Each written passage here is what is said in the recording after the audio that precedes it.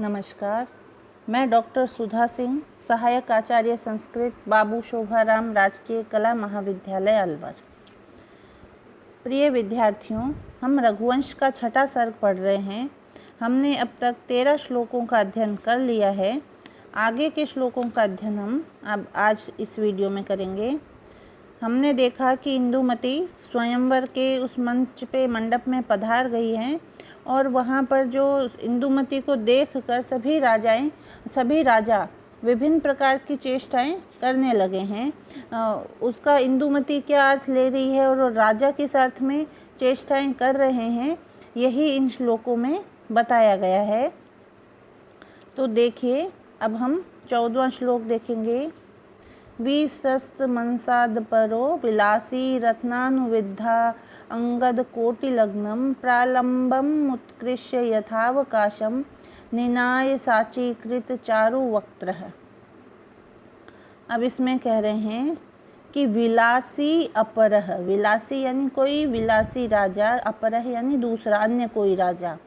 तो दूसरा एक विलासी राजा साचीकृत चारु वक्त्रः, अपने सुंदर मुख को कुछ टेढ़ा करते हुए, थोड़ा मुंह घुमा करके, अंसाद विस्रस्तम, अंश यानी कंधे से, विस्रस्तम यानी कुछ हटी हुई।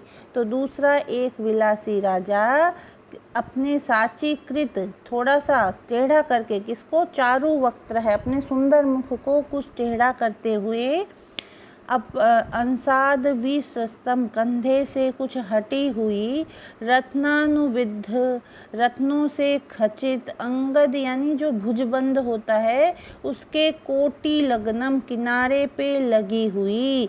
तो रत्न खचित भुजबंद में फंसी हुई, प्रालंबम जो सीधी और लंबी माला है उसको उत्कृष्य, उसको वहाँ से खींचकर, निकालकर या सुलझाकर, यथावकाशम निनाय, अपने स्थान पर, निनाय यानी धारण करने लगा, पहनने लगा। यानी कोई राजा है जिसकी माला उसके भुजबंद में फंस गई है, उसको वो मुंह टेढ़ा करके उसको निकाल के सही स्थान पर पहन रहा है। तो उस राजा ने तो इस क्रिया से यह संकेत किया कि हे राजकुमारी, मैं सदा तुम्हें गले का हार बनाए रखूंगा, मेरा वरण कर लो। तो जो राजा है वो विविध प्रकार की चेष्टाओं से अपने मनोभावों को अभिव्यक्त करना चाह रहे हैं।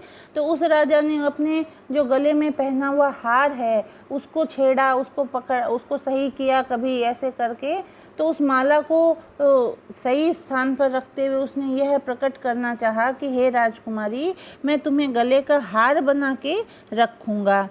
और लेकिन यहाँ पर क्या है, जो राजकुमारी है उसने, इंदुमती ने इसका क्या अभिप्राय लगाया कि इसके अंग पर कोई गोपनीय चिन्ह है, इसलिए यह उसे ढक रहा है माला के द्वारा। तो किसी ने किस अर्थ में क्या चेष्टाएं की और दूसरे ने उसका क्या अर्थ निकाला, यही इसमें देख रहे हैं। तो ऐसा सोचते हुए इंदुमती ने उस राजा का वर्ण नहीं किया।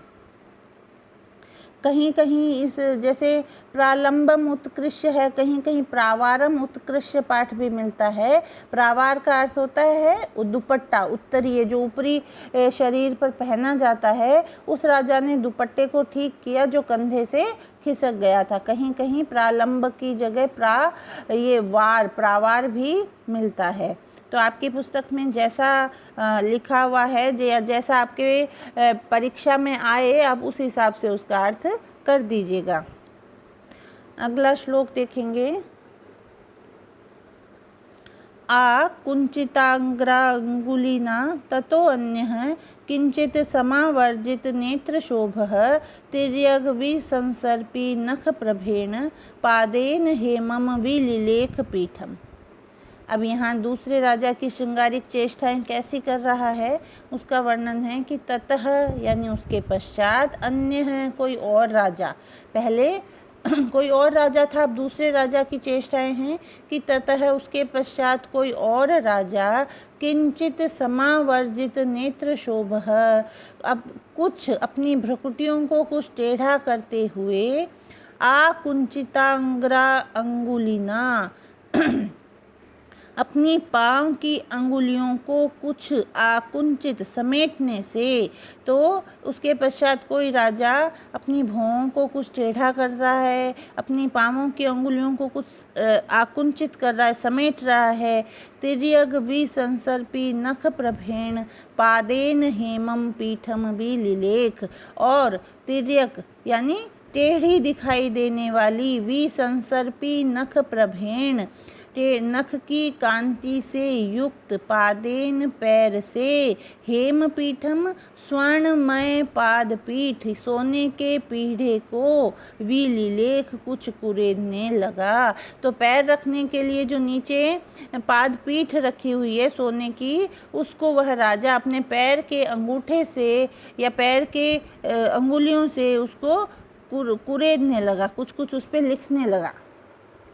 तो यहाँ पर जो राजा है दोबारा से देख लीजिए, ततः अन्य है, उसके पश्चात दूसरा राजा, किंचित समावर्जित नेत्र शोभः, कुछ नेत्रों से इंगित करता हुआ, जैसे अपनी भ्रुकुटियों को टेढ़ा करता हुआ उनसे कुछ इंगित करना चाह रहा हो, ऐसे इस प्रकार से अपनी भ्रुकुटी को कुछ टेढ़ा करता हुआ, आकुंचित अग्रांगुलिना, और अपने जो पैर की अंगुलियां हैं उनको कुछ कुछ आकुंचित समेटते हुए, तिर्यग विसंसर्पी नख प्रभेण, और टेढ़ी दिखाई देने वाली नख की कांति से युक्त, पादेन पैर से, हेम पीठम सोने के पीठ को या पोढ़े को, विलिलेख किंचित कुछ कुछ लिखने लगा, कुरेदने लगा।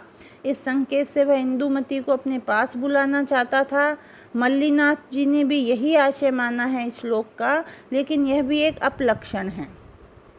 इंदुमती ने इसका अभिप्राय लगाया कि यह राजा अपलक्षणी है, भूमि विलेखन से लक्ष्मी नाश होता है, ऐसा माना जाता है, अतः उसने उसका भी वर्ण नहीं किया। आप देखेंगे कि हमारे जो बड़े बूढ़े लोग हैं, अगर कोई धरती पर ऐसे ही कोई मतलब तिनके से या हाथ से कुछ लिख रहा हो, कुछ कुरेद रहा हो, तो कहते हैं अरे ये मत करिए, ये मतलब अच्छे लक्षण नहीं हैं, ये उसके बुरे लक्षण होते हैं। तो जिसकी लक्ष्मी का नाश हो जाता है जो ऐसा करता है, तो यहाँ पर भी इंदुमती ने भी यही इसका अपलक्षण माना कि यह अपने पैर से उस धरती को कुरेद रहा है, ऐसे ऐसे कर रहा है। तो उसने उसका यह सोचते हुए वर्ण नहीं किया कि यह राजा अपलक्षणी है। आगे का श्लोक देखिए, निवेश वामं भुजमासनार्धे तत्सन्निवेशाद अधिकोन्नतांशः कश्चिद् विवृत त्रिक भिन्नहारः सुहृत समाभाषण तत्परो भूत। अब ये कह रहे हैं दूसरा राजा, एक अन्य राजा क्या कर रहा है, तो कश्चित यानी अन्य कोई राजा, वामम भुजम अपनी वाम बाईं भुजा को, बाएं हाथ को, आसनार्धे सिंहासन के एक हिस्से में, सिंहासन के पीछे, निवेश स्थापित करके, पीछे की ओर डाल करके, जैसे हम बैठते हैं एक हाथ ऐसे कुर्सी के ऐसे पीछे से डाल लेते हैं, उसी प्रकार उस राजा ने अपने बाएं हाथ को उस सिंहासन के पीछे से स्थापित करके अपनी बाईं भुजा को डाल करके, तत्सन्निवेशाद अधिकोन्नतांश है, और जब उसने ऐसा किया तो उसके उस बाएं हाथ के उस प्रकार से संस्थापित करने से उसका जो बायां कंधा है वो अधिक ऊंचा उठ गया है। तो तत्सन्निवेशाद उस प्रकार से सन्निवेश करने के कारण अधिकोन्नतांश है, उनका जो बाएं हाथ का कंधा है वो अधिक ऊंचा उठ गया है। तो उस कंधे को अधिक ऊंचा उठा करके विवृत त्रिक भिन्न हार, और विवृत यानी घूमने पर, हार को त्रिक प्रदेश पे स्थापित करता हुआ, यानी उसके घूमने से जो उसका हार था वह पीछे की ओर चला गया है, पीठ की ओर चला गया है। तो ऐसे घूमने पर हार को त्रिक प्रदेश पे स्थापित करता हुआ सुहृत समाभाषण तत्परः अभूत, अपने जो सुहृत है, अपने बाईं ओर बैठे हुए मित्र से बातचीत करने में संलग्न हो गया। तो कोई राजा सिंहासन के एक और बाईं भुजा डालकर बैठ गया और अपने पास बैठे हुए मित्र से बातें करने लगा। इससे उसका जो बायां कंधा है वो ऊपर उठ गया है और जो गले की माला है वो पीठ पर लटक गई है। तो इस चेष्टा से, इस अपनी शारीरिक जो गतिविधि है, इससे वो राजा ये बताना चाहता है कि मैं इसी प्रकार तुमसे हमेशा तुम्हें बातें करता रहूँगा, तुमसे तुम्हारा मन रखता रहूँगा, मैं सदा तुम्हें अपनी बाईं ओर बैठाकर बातें करूँगा। और मल्लीनाथ जी ने भी यही आशय लगाया है, लेकिन इंदुमती ने यहाँ क्या आशय लगाया कि शत्रु को देखकर ये परांग मुख रहेगा, उसका प्रतिकार नहीं कर सकेगा, अतः विवाह योग्य नहीं है। तो वो एक तरफ मुंह करके बैठा हुआ है, तो ऐसा लग रहा है कि जैसे वो पीछे की ओर देखना नहीं चाहता और शत्रु से वो परामुख रहेगा, उसका प्रतिकार नहीं करेगा। तो इंदुमती ने यह अर्थ लगाया और उसने अब ऐसे किसी राजा या राजकुमार से विवाह करना उचित नहीं समझा जो शत्रुओं से डर जाए या शत्रु का जो प्रतिकार नहीं करे। तो इस प्रकार से ये राजाओं की चेष्टाएं, राजा हैं कर रहे हैं, अपनी विभिन्न प्रकार की चेष्टाओं से इंदुमती को रिझाने का प्रयास कर रहे हैं, लेकिन इंदुमती उन चेष्टाओं का क्या अर्थ निकाल रही है ये हम देख रहे हैं। चलिए इस वीडियो में इतना ही। अगले जो श्लोक हैं अब हम अगले वीडियो में देखेंगे। तब तक के लिए धन्यवाद।